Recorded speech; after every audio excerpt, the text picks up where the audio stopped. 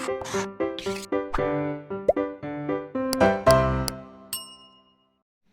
Students, welcome back to blueprint digital. आज के इस वीडियो में हम मेल रिप्रोडक्टिव सिस्टम यानी कि नर जनन भाग या नर जनन तंत्र को डिटेल में पढ़ेंगे और फीमेल रिप्रोडक्टिव सिस्टम के बारे में पढ़ेंगे। वीडियो को स्टार्ट करने से पहले हमारे चैनल को सब्सक्राइब करें और बेल आइकन दबाना न भूलें, जिससे हमारे लेटेस्ट वीडियो की नोटिफिकेशन आपको प्राप्त होती रहे। अब हम आज के टॉपिक पर आते हैं। सबसे पहले हम नर जनन अंग यानी कि मेल रिप्रोडक्टिव सिस्टम या मेल रिप्रोडक्टिव ऑर्गन्स के बारे में पढ़ेंगे। Male reproductive system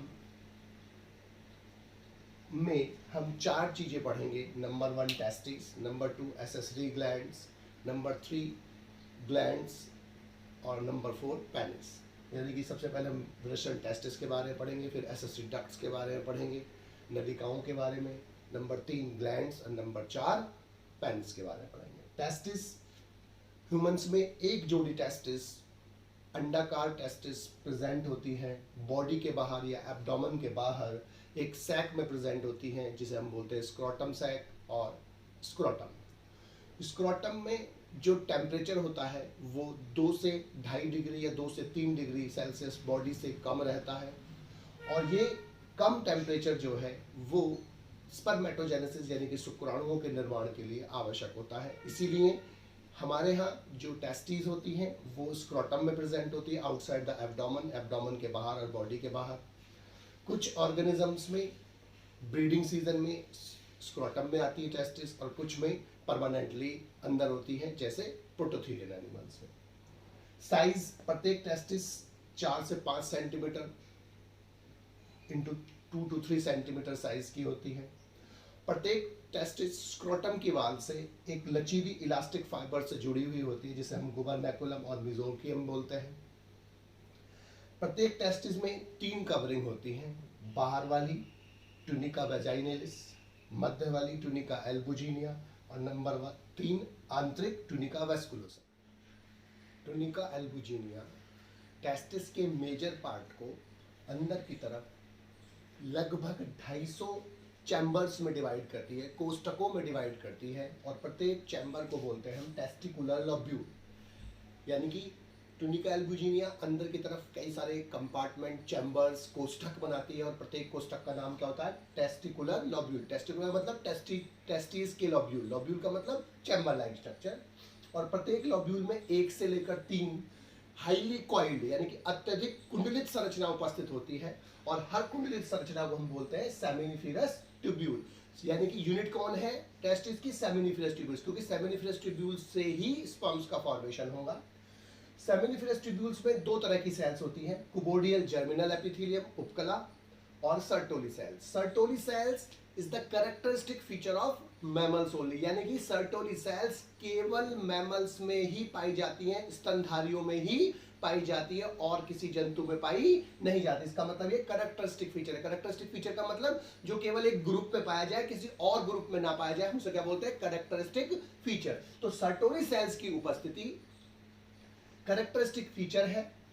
germinal epithelium spermatogenesis यानी कि शुक्राणु जनन के द्वारा स्पर्म्स का फॉर्मेशन करते हैं, जबकि सर्टोली सेल्स 2 काम करती है। एक तो डेवलपिंग स्पर्म्स को न्यूट्रिशन प्रदान करती है, पोषण प्रदान करती है विकसित हो रहे शुक्राणुओं को, और दूसरा एबीपी एंडोजन बाइंडिंग प्रोटीन्स का सिक्रीशन करती है। एंडोजन बाइंडिंग प्रोटीन जो है वो आगे यूज होगी काहे में? जब हम टेस्टिस के अंदर स्पर्म्स के फॉर्मेशन को हार्मोन के द्वारा कंट्रोल को पढ़ेंगे, यानी कि जब हार्मोन्स का कंट्रोल पढ़ेंगे हम स्पर्मेटोजेनेसिस में, तब हम एबीपी पढ़ेंगे। जो सेमिनिफेरस ट्यूब्यूल्स के बाहर का स्पेस होता है, हम उन्हें क्या बोलते हैं? Interstitial space. यहां पर जो स्पेस है ये, इसे हम क्या बोलते हैं? Interstitial space.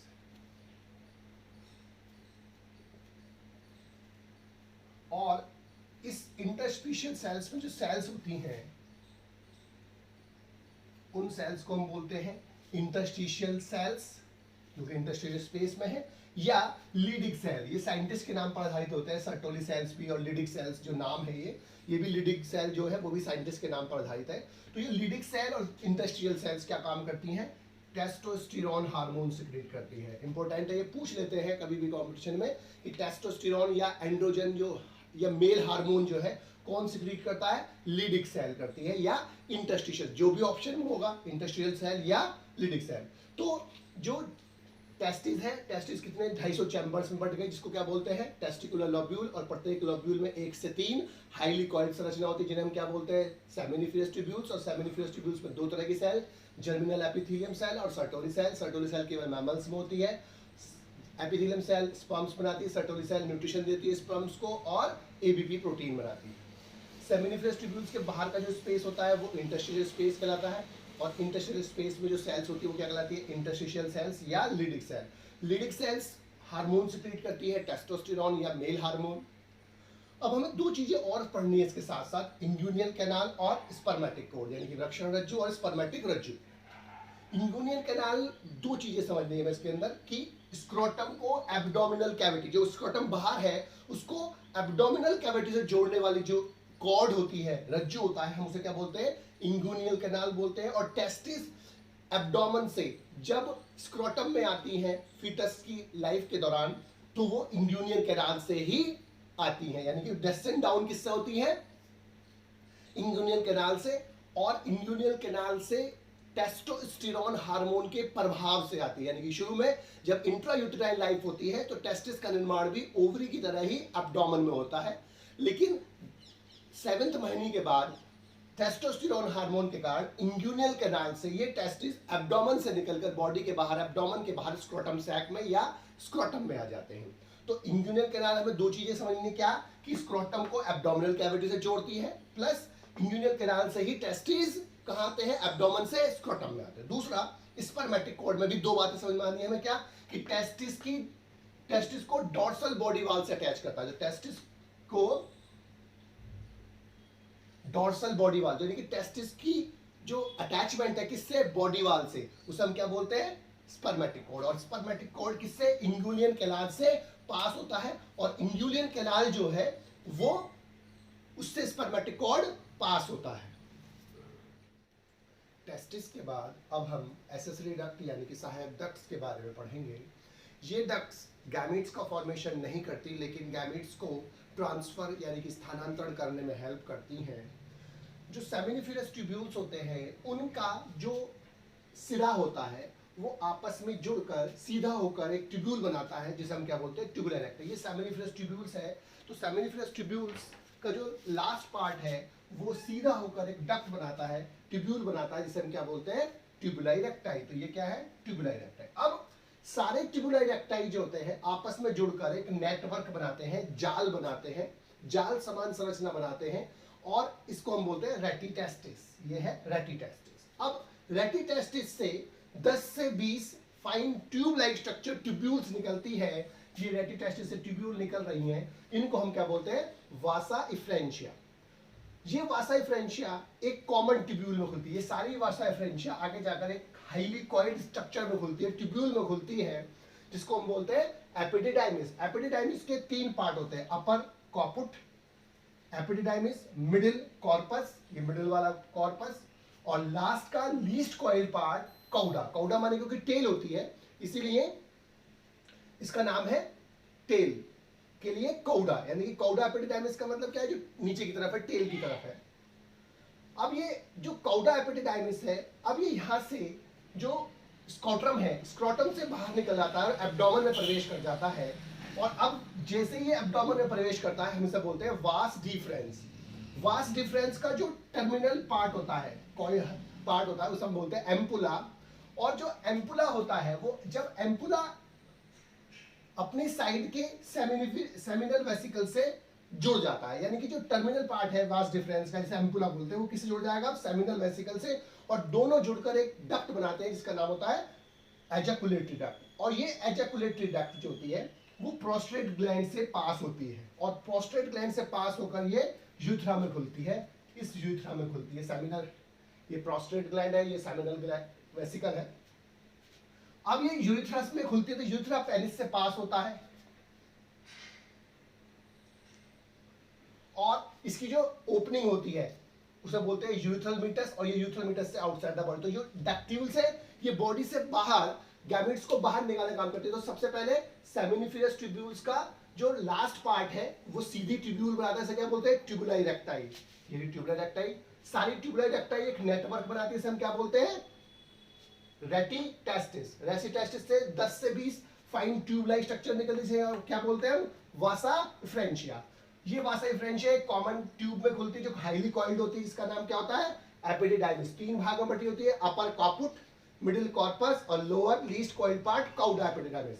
Coda epididymis scrotum से बाहर निकलकर एब्डोमेन में प्रवेश करता है और उसे आप क्या बोलते हैं, वास डिफरेंस। वास डिफरेंस का जो टर्मिनल पार्ट होता है उसे हम क्या बोलते हैं, एम्पुला। और प्रत्येक एम्पुला अपनी साइड के सेमिनल वेसिकल से मिलकर एक डक्ट बनाता है, इसे क्या बोलते हैं, एजैकुलेटरी डक्ट। ये इंपॉर्टेंट टाइप पॉइंट है कि वो पूछ लेता है कि एजैकुलेटरी डक्ट किससे बनती है, तो किससे बनती है, एम्पुला प्लस सेमिनल वेसिकल या vas deferens plus seminal vesicle, क्योंकि वास डिफरेंस का टर्मिनल पार्ट है एम्पुला। तो जो अगर आपने मना ऑप्शन में वो एम्पुला पूछा तो आंसर एम्पुला हो गया, लेकिन अगर वो कहे vas deferens plus seminal vesicle तो आंसर यही सही है। ये एजैकुलेटरी डक्ट जो होती है प्रोस्टेट ग्लैंड से पास होकर कहां खुलेगी, यूरेथ्रा में। यूरेथ्रा कहां से पास होता है, पेनिस से। पेनिस की जो ओपनिंग इसकी जो ओपनिंग है पेनिस की वो है यूरेथ्रल मीटस, और यूरेथ्रल मीटस से ये आउटसाइड द बॉडी बाहर खुलता है। एक्सेसरी डक्ट के बाद अब हम ग्लैंड्स यानी कि ग्रंथियों के बारे में पढ़ेंगे। ह्यूमन मेल्स में रिप्रोडक्शन में 3 ग्लैंड्स भाग लेती हैं, सेमिनल वेसिकल, प्रोस्टेट ग्लैंड और काउपर्स ग्लैंड। काउपर ग्लैंड्स को बुल्बोयूरेथ्रल ग्लैंड्स भी बोलते हैं। तो सबसे पहले सेमिनल वेसिकल की संख्या 2 या 1 जोड़ी होती है और ये एक फ्लूइड सिक्रीट करती है, द्रव स्रावित करती है, जिसे हम बोलते हैं सेमिनल फ्लूइड, सेमिनल द्रव। और ये एल्केलाइन होता है यानी कि क्षारीय होता है, जिसका पीएच 7.3 होता है। सीमन यानी कि वीर्य का ये 60 से 70% पार्ट बनाता है फ्लूइड, और इसमें फ्रक्टोज, फिब्रिनोजेन, प्रोस्टोग्लैंडुलिन, सिट्रेट, आइनोसाइटोल और अन्य प्रोटीन्स प्रेजेंट होती हैं। फ्रक्टोज जो होता है स्पर्म के लिए फ्यूल की तरह काम करता है, अर्थात उसको एनर्जी प्रोवाइड कराने में हेल्प कराएगा। फिब्रिनोजेन स्पर्म्स को कोगुलेट करता है, जिससे इसका अननेसेसरी अनावश्यक मूवमेंट ना हो और इसकी एनर्जी संरक्षित रहे, प्रिजर्व्ड रहे। प्रोस्टोग्लैंडुलिन जो होता है वो यूट्रस में रिवर्स पेरिस्टाल्सिस करता है, ओविडक्ट में रिवर्स पेरिस्टाल्सिस करता है, जिससे जो स्पर्म है वो मेल गैमेट फीमेल गैमेट के पास पहुंच सके आसानी से। इसके बाद जो फ्रक्टोज होता है वो बॉडी में कहीं भी प्रेजेंट नहीं होता है, इसीलिए फ्रक्टोज की प्रेजेंस रेप के केस में फीमेल के जेनिटल ट्रैक्ट में अगर मिलता है तो वो सेक्सुअल इंटरकॉर्स को कंफर्म करता है। तो इस फ्रक्टोज का जो यूज होता है वो रेप केस में इंटरकॉर्स को कंफर्म करने के लिए भी किया जाता है। सेकंड ग्लैंड है प्रोस्टेट ग्लैंड, इसकी संख्या 1 होती है, इसकी भी 2 होती है। तो इसकी 2, इसकी 2, इसकी 1 होती है। तो प्रोस्टेट ग्लैंड 1 होती है। कभी कभी पूछ लेता है कि एक सिंगल ग्लैंड कौन सी होती है, वो है प्रोस्टेट ग्लैंड। ये 5 लोब से बनी होती है ह्यूमंस में, और रैबिट में 3 से 4 लोब से बनी होती है, और ये यूरिनरी ब्लैडर के नीचे की तरफ प्रेजेंट होती है। ये एक दूधिया, गाढ़ा, चिपचिपा और एल्केलाइन यानी कि क्षारीय द्रव सिक्रीट करती है, जिसका पीएच 7.2 होता है, अर्थात ये एल्केलाइन होता है, और इसको प्रोस्टैटिक फ्लूइड बोलते हैं। और ये सीमन का 30% भाग बनाता है लगभग, और ये स्पर्म को सक्रिय बनाता है, एक्टिव करता है। काउपर्स ग्लैंड मटर के दाने के आकार की होती है, और संख्या में इसकी जो संख्या है वो 2 होती है, यानी कि 1 पेयर होती है। ये यूरेथ्रा के बराबर में और पेनिस के आधार पर प्रेजेंट होती है, बिल्कुल बेस पर। ये एक एल्केलाइन यानी कि क्षारीय, ट्रांसपेरेंट यानी कि पारदर्शी, स्लाइमी, चिपचिपी फ्लूइड सिक्रीट करती है, इसको बोलते हैं काउपर्स फ्लूइड। यूरेथ्रा की इसका जो काम है वो यूरेथ्रा की अम्लीयता यानी कि एसिडिटी को ये डिस्ट्रॉय करता है, समाप्त करता है, और स्पर्म्स के मूवमेंट के लिए इसको साफ करता है। यानी कि इसका 2 काम है, एक तो एसिडिटी को कम करना यूरेथ्रा की, और इसके मूवमेंट के लिए उसको साफ करना। इसके बाद हमें 2 चीजें और पता होनी चाहिए इसके साथ साथ, वीर्य और सीमन। सीमन का मतलब क्या है कि जो स्पर्म है यानी कि शुक्राणु प्लस जो ग्लैंड्स हैं, ग्लैंड्स का स्राव, और जो हमने अभी 3 ग्लैंड्स पढ़ी, इन ग्लैंड्स का स्राव प्लस स्पर्म्स को हम कलेक्टिवली क्या बोलते हैं, सीमन बोलते हैं। इसके साथ जो नॉर्मल जो उसका अमाउंट होता है, मात्रा होती है, वो होती है 3 से 4 ml पर इजैकुलेशन। हर एजैकुलेशन में एक बार में 3 से 4 ml जो होता है वो सीमन बाहर आता है। और जो वॉल्यूम है इसका, नॉर्मल अमाउंट में जो वॉल्यूम है और उसकी जो नंबर है, नंबर कितना होता है 20 से 120 मिलियन पर ml। 20 से 120 मिलियन पर ml इनका स्पर्म का नंबर होता है, स्पर्म काउंट भी बोलते हैं इसको। और ये है नॉर्मल नंबर। लेकिन जब लेस देन 20 मिलियन पर ml होता है तो इसको हम बोलते हैं ओलिगोस्पर्मिया। ओलिगो मतलब होता है फ्यू, स्पर्मिया मतलब स्पर्म। तो स्पर्म का काउंट अगर 20 मिलियन से कम होता है तब उसे हम बोलते हैं ओलिगोस्पर्मिया। इसके बाद एक वर्ड होता है एजूस्पर्मिया। एजोस्पर्मिया, एजोस्पर्मिया का मतलब क्या है, ए माने क्या होता है एब्सेंट, तो यानी कि स्पर्म अनुपस्थित, एब्सेंट और नियरली एब्सेंट, या तो होते ही नहीं है या बहुत ना के बराबर होते हैं, इसे हम बोलते हैं एजोस्पर्मिया। इसके साथ साथ एक टर्म और पता होना चाहिए, बोलते कैपेसिटेशन। कैपेसिटेशन का मतलब क्या होता है, अब हमने पढ़ा था कि जो फिब्रिनोजेन होता है वो स्पर्म्स को कोगुलेट कर देता है। कोगुलेट करने से फायदा क्या होता है कि जो स्पर्म है उसका जो अननेसेसरी मूवमेंट है वो रुक जाता है, वो इनएक्टिव टाइप का हो जाता है, क्योंकि उसकी एनर्जी को हमें कंजर्व करना है। लेकिन जब इजैकुलेशन के बाद जो सीमन है वो फीमेल के जेनिटल ट्रैक्ट में प्रवेश कर जाता है, तो वहां वेजाइना में ये रीएक्टिवेट होता है स्पर्म या सीमन। तो इस प्रोसेस को हम क्या बोलते हैं, कैपेसिटेशन। यानी कैपेसिटेशन का मतलब है reactivation of sperm after the ejaculation in the vagina of female. Female के वेजाइना में स्पर्म का दोबारा से रीएक्टिवेट होना, दोबारा से सक्रिय होना क्या कहलाता है, कैपेसिटेशन कहलाता है। और करता कौन है, जो सर्वाइकल,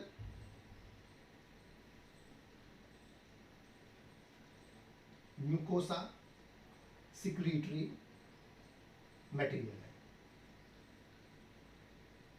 जो सर्वाइका की म्यूकोसा से स्रावित जो मटेरियल है वो क्या काम करते हैं, वो स्पर्म से रिलेटेड जो इनहिबिटरी सब्सटेंसेस होते हैं वो इनहिबिटरी सब्सटेंसेस को वो डिस्ट्रॉय कर देते हैं और उसकी एनर्जी को वो बढ़ा देते हैं, यानी उसकी एनर्जी को स्टार्ट करते हैं, दोबारा से वो रीएक्टिवेट कर जाते हैं। मेल रिप्रोडक्टिव पार्ट में लास्ट पार्ट है एक्सटर्नल जेनिटेलिया यानी कि पेनिस और शिशन। मेल में एक पेनिस प्रेजेंट होता है जो इसका इंट्रोमिटेंट इरेक्टाइल ऑर्गन है। इरेक्टाइल का मतलब जो हार्ड होकर सीधा हो सकता है, और इंट्रोमिटेंट का मतलब वह ऑर्गन जो स्पर्म या गैमीट्स को ट्रांसफर करने के लिए बना होता है, उसे हम बोलते हैं इंट्रोमिटेंट ऑर्गन। जो पेनिस होता है वो 3 longitudinal cylindrical masses of erectile tissue से बना है। इरेक्टाइल मतलब जो इरेक्ट हो सकता है, सीधा हो सकता है, और बेलनाकार, लंबवत, लॉन्गिट्यूडनल का मतलब लंबवत, 3 लॉन्गिट्यूडनल सिलेंड्रिकल मासेस होते हैं इरेक्टाइल टिश्यू के, यानी कि लेकिन होते क्या है, वो मसल्स यानी कि मांसपेशियों के बंच होते हैं, बंडल्स होते हैं। इसमें एक राइट कॉर्पोरा कैवर्नोसा, एक लेफ्ट कॉर्पोरा कैवर्नोसा और एक मीडियन यानी कि मध्य में कॉर्पस स्पॉन्जियोसम होता है। कॉर्पस स्पॉन्जियोसम लास्ट तक प्रेजेंट होता है, जबकि राइट और लेफ्ट कॉर्पोरा कैवर्नोसा टिप तक प्रेजेंट नहीं होते हैं। पेनिस की टिप या कॉर्पस स्पॉन्जियोसम की टिप आगे जाकर एक सिलेंड्रिकल स्ट्रक्चर मतलब शेप में कन्वर्ट होती है, इसे हम बोलते हैं ग्लांस पेनिस, और ग्लांस पेनिस पर स्किन होती है मूवेबल, इसे बोलते हैं प्रीप्यूस।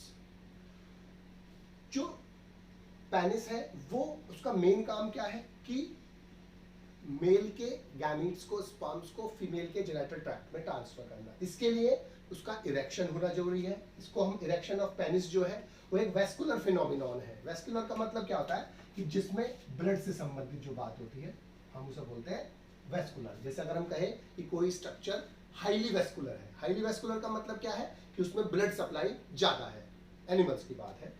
फिनोमिनॉन मतलब घटना, तो यानी कि ये ब्लड से संबंधित घटना है, वेस्कुलर फिनोमिनॉन है, और ये ऑटोनोमस नर्वस सिस्टम के द्वारा कंट्रोल होती है। जब हम नर्वस सिस्टम पढ़ते हैं तो वहाँ हम 3 प्रकार का नर्वस सिस्टम पढ़ेंगे, उसमें से एक ऑटोनोमस नर्वस सिस्टम होता है। और जो ब्लड साइनसेस होते हैं कॉर्पोरा कैवर्नोसा में, जो कॉर्पोरा कैवर्नोसा है उनके अंदर ब्लड साइनसेस होते हैं, ब्लड के बड़े बड़े साइनस होते हैं।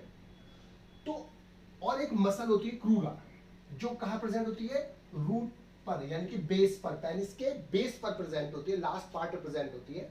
और जब मसल ये क्रूरा रिलैक्स्ड होती है, 2 स्टेट होती है मसल्स की, रिलैक्स्ड और कॉन्ट्रैक्टेड।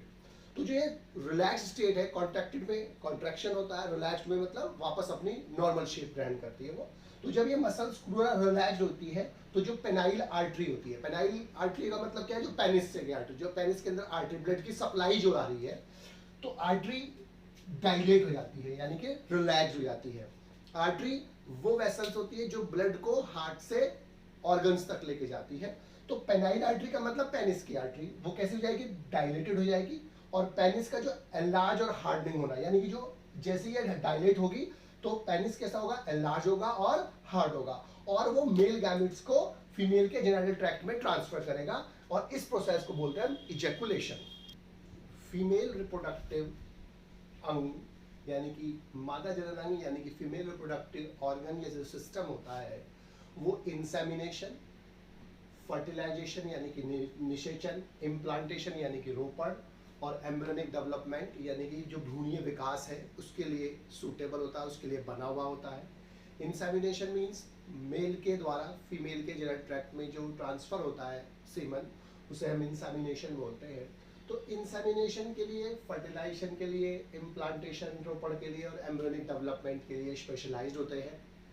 इसमें हमें प्राइमरी सेक्स ऑर्गन, एक जोड़ी ओवरीज पढ़नी है जिसका मेन काम होता है ओवम, यानी कि ओवम और प्लूरल होता है ओवा का निर्माण, और प्लस हार्मोन निर्माण। फीमेल हार्मोन्स भी बनाती है ओवरीज, और उसका मेन काम है ओवम यानी कि ओवा प्लूरल, और फीमेल गैमेट होते हैं ओवम, उनको बनाना। एसेसरी डक्ट्स का वही काम होता है, ट्रांसफर करना, जिसमें ओविडक्ट, यूट्रस और वेजाइना पढ़ना है। इसके अलावा ग्लैंड्स है, वेस्टिबुलर ग्लैंड्स जो एक जोड़ी होती है, उनको पढ़ना है हमें। एक्सटर्नल जेनाइटेलिया में mons, pubis, labia majora, labia minora, clitoris और हाइमेन के बारे में पढ़ना है। और ब्रेस्ट यानी कि मेमोरी ग्लैंड्स जो एसेसरी सेक्स ऑर्गन्स होते हैं, इनके बारे में पढ़ना है। इनका जो काम होता है वो बच्चों को, यानी कि जो बेबी होता है उसको नरिशमेंट में हेल्प करना होता है। इसको हम नेक्स्ट लेक्चरों में डिटेल में पढ़ेंगे। बच्चों, आज की इस वीडियो में हम इतना ही पढ़ेंगे। हमारी इस वीडियो को आप लाइक करें और अपने दोस्तों के साथ शेयर करें।